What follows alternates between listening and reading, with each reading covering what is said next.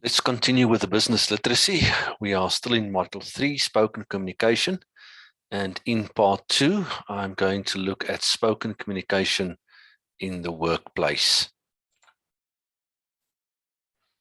So how do we use spoken communication in the workplace? Well, basically, we can use it in either a structured or an unstructured format. If we are going to use it in unstructured format, we are thinking of things like informal group discussions, maybe even around a tea table or so, customer interactions that happens on a day-to-day basis, and the regular giving of instructions and directions by a supervisor. When we look at structured spoken communication, we can think of things like interviews, training and coaching, problem solving, briefings and consultations, phone calls, meetings, and presentations. Now, I want you to understand that in this part, we are going to look at interviews, we are going to look at training and coaching, we are going to look at problem solving with specific reference to the Bono 6-hat technique. Then we are going to have a brief look at briefings and consultations, as well as phone calls. And then in Part 3 of Module 3, I'm going to focus in meetings, not part of this recording. The same for presentations, which will be Part 4 of Module 3. And then the last thing we are going to look at in this chapter is the assertiveness requirement, because if you are going to communicate by way of voice and spoken communication, then you need to be assertive, or else people will not take you seriously, or your contribution might just not be valued as it should be. So let's move on. Okay, let's have a look at interviews. So interviews, two common uses for interviews. One, staff recruitment. I'm sure most of you actually got the job that you are in by going through an interview process first. And another use for interviews is, of course, vendor selection. You want to make sure that you choose the right suppliers. The purpose in both those cases is to find the right person for the job, or to find the right supplier, to assess the professionalism of the person by evaluating the conduct and the appearance, and then of course to assess the capability of the person. Even more important if we are going to do a vendor selection. Now, when we are interviewing somebody, there is a number of questions that we can use, and we are going to have a look at some of the types of questions that are used in interviews. So the first type of interview is closed questions. And what characterizes a closed question is that you want the respondent to say yes or no.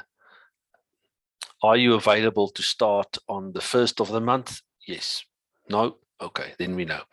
Then we get open-ended questions. Now, with open-ended questions, the idea there is to encourage participation and to encourage information. And a typical open-ended question that you will receive in interviews, tell us about your previous work experience, or tell us about your strong and your weak points, things like that. And then you have the participation of the person, and you can get actually way more information than you would have by just asking closed questions. Sometimes we want to ask specific questions, and that is to get specific needed information. For example, how far did you travel? We want to know the distance that the person is staying from work, so that we know how it's going to affect their remuneration. Will it have an effect on their timekeeping, things like that? So specific information, and so we ask that, and it requires a specific answer. Leading questions are to steer someone in a direction. Okay. For example, what would you say if I say to you that we are being too tough on Eskom? We should just live with the load shedding. And then, of course, the person will begin to speak, and then you can assess their attitude towards a certain thing. And then the last type of question that we're going to look at here is hypothetical questions. And that is just really to check the response of the person. Doesn't really require an answer. if you ask a hypothetical question, I guess you are looking for non-verbal cues. Maybe you want to see if the person understood that you are using humor and that the answer to the question is not really required. Now, if you are going to apply ever to a very high caliber university, in the United States, they call them Ivy League universities. But if you're going to apply to a university like that, they will ask you very interesting questions. And there's also, of course, the idea that you have to write an essay before they will even look at you. So there's just 3 samples of Oxford interviews that a former colleague of mine found, and I just thought these are interesting questions. 1, would it be okay for monkeys to do experiments on humans? Now, you're not looking for yes or no, even though the answer to that can be a yes or no. You are really looking for the person to give his or her opinion on experiments being carried out on animals, for instance. Okay. Next question, was Shakespeare high when he wrote The Midsummer Night's Dream? And maybe you want to assess what the person thinks about Shakespeare, maybe the stance on the availability of substances, things like that. And then the last one, is it okay for an economist to be poor? All of these questions are questions that require a great amount of thinking. And so you want to see if the interviewee can answer these questions, if he can think on his feet, and if he can engage with you in the conversation. Okay, so that's interviews. Let's have a look at training and coaching. Now, obviously, there's manuals on training and coaching.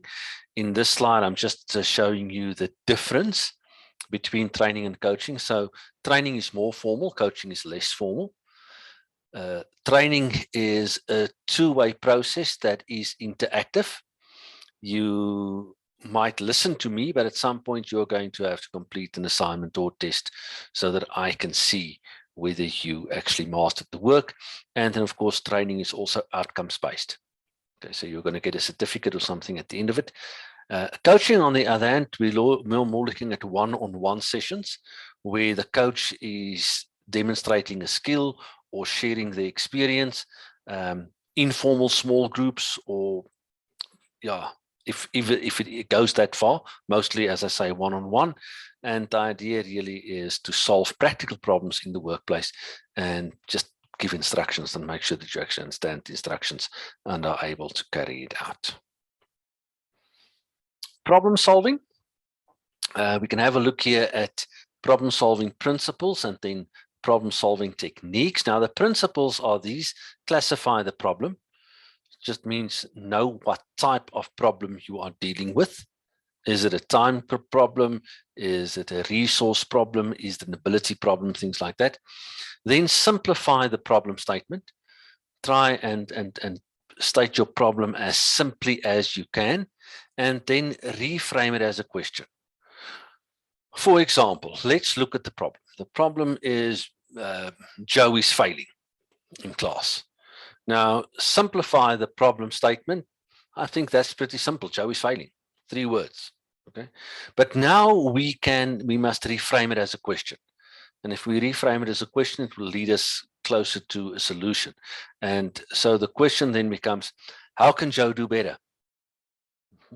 And then I research and I collect information. Maybe I have an interview with Joe, and I found out that he stays 200 kilometers from work and he is traveling 4 hours a day. Sound a bit ridiculous. I've actually experienced that before. Then we challenge the assumptions. Joe, why don't you move closer? Because we assume that surely he can move closer. Says to you, well, I'm the head of a household looking after my parents and they just won't move. Okay, now we have to make another plan. So we change perspective and we say, okay, would an online solution be a better solution for you? And Joe says yes. So we've identified that as a solution. We can also say, listen, another solution is just give up. Okay, so now we've got two solutions, we've identified them, and then we evaluate the solutions and see which one is the best. If Joe just simply doesn't have the time to study, then he shouldn't be in class. We're just wasting his time and money. Okay, now let's look at some problem-solving techniques. Now I'm just quickly going to refer to 3 problem-solving techniques. The first one is brainstorming, and brainstorming is simply an exchange of ideas where we limit the rationalization and criticism. So really what we are saying, when we are brainstorming something, every answer is written down, everything is treated as of the same value, because it then helps people who would otherwise not speak up because they think the ideas is too silly to actually speak up, and sometimes the silly idea might actually be the solution. And of course, the 6-hat method of de Bono, where we assign thinking roles to the participants, to the role players, and then we swap these roles. I'm going to show that to you on the next slide. Then, of course, we can also look at the Scamper rule. And Scamper is just an abbreviation that stands for substitute, combine, adapt, modify, put to other uses, eliminate, and rearrange. So just different things that we can do. If it is a product decision, can we substitute the product? Can we combine this product with another product? Can we sell it as a promotion? Can we change something about the product so that it is more likely to sell if we adapt it or modify it? Maybe the product is too big or too small, so we want to make it small or bigger. Okay. Can this thing be put to other uses? If we give it another packaging, could the packaging be put to another use, because then people are more likely to buy our product? Shouldn't we just eliminate this product from our product range altogether? Or can we rearrange things a little bit here and make this an auxiliary product or a sell-on instead of a main offering, things like that? So the idea really is, with problem-solving techniques, we move from the question to a solution, and hence I've given you the question mark and the exclamation mark there. So there we have a bit more of a detailed look at the 6-hat method. So there are 6 hats, all of different colors, and the white hat is about data and information. It is used to record information that is currently available and to identify further information that might be needed. So the guy who wears the white hat will always be the one who is looking at the information that's available, looking at the facts. Okay. Person wearing the red hat is associated with feelings, intuition, and emotion. So the person wearing this hat will say every time, this is how I feel about it, it makes me feel this way, or is it fair, or things like that. Okay, so really looking on the softer skills, I guess.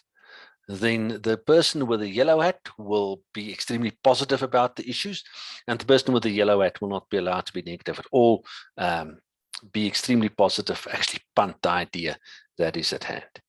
The black hat relates to caution, used for critical judgment, and sometimes it is easy to overuse it. But the guy with the black hat will say, well, I'm not too sure that that's actually a solution.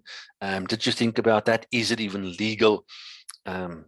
People who ask the hard questions, you can think of them as people who are not that positive necessarily towards the idea. Think of everything that can go wrong. The green hat is for creative thinking and generating new ideas. And the person wearing this hat, much as in brainstorming, any idea is viable. It doesn't matter how out of the box it is, the guy with the green hat can go ahead and be as creative as he like. And then the person with the blue hat is really the facilitator, the one who is organizing this process and controlling it. And the idea is that the person in the blue hat will make the other participants in the group actually exchange hats. So that the guy who just now was the facts guy becomes the positive thinker, and the guy who just now was the positive one suddenly becomes the one who must be more creative. Because if you do it that way, then everybody in the group has to think of what can go wrong. Everybody has to think of the benefits. Everybody has to think of the implication. Everybody has to be creative. Okay, so that's really why we do it, because that is what we are trying to encourage with the 6-hat method. Okay. Quick look at briefings and consultations. Well, once again, not trying to be an expert or get you to be an expert in briefing consultations, really looking at the difference between the two. A briefing is normally given or done by internal experts, while the consultations is normally given by an external expert. So the guys, you see the little men there in their work gear, and then of course the gents in their suits there. Okay. In briefings, you tell people specific things, you request decisions, you request options, you request insight, and you'll see the word request being used there 3 times, and that is because normally this is a briefing that is done to senior people, more senior than the people actually doing the briefing. Okay, review of you can review facts or events in a briefing, and it normally requires some pre-reading. Okay. With consultations, they will get as much opinions as they can, but they will also give their own opinions. They will gather as much expert advice as they can, being experts themselves, and really the decision that is made is then based on the input of these experts. Telephonic communication. Now, in a subject like business and office administration, we have chapters that's dedicated to telephonic conversation. In this particular chapter, we are really scratching the surface again.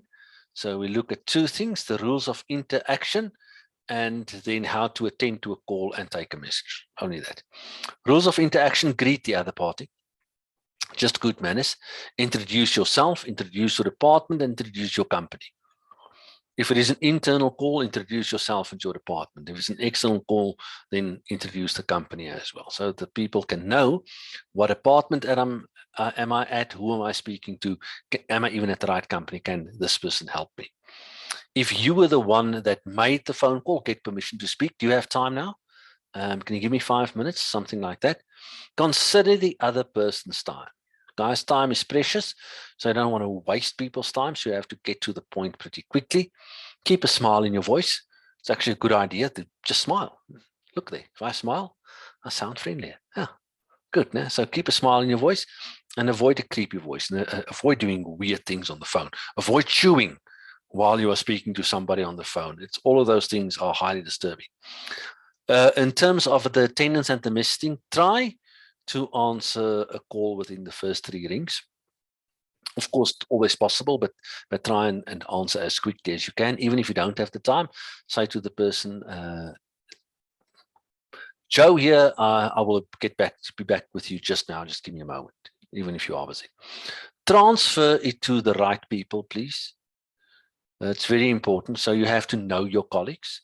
Don't just transfer people back to the switchboard. I've made calls before where I am being transferred back to the switchboard on several occasions, and it's very frustrating. And when you take a message, write down accurate information. Make sure that you know who called, when the person called, what did the person want. Did the person want the person that was out of office to phone back? Will they phone back? Were they just looking for a meeting date? Whatever it is, you just make sure that you take down very detailed information. Now, all of this requires that you be assertive.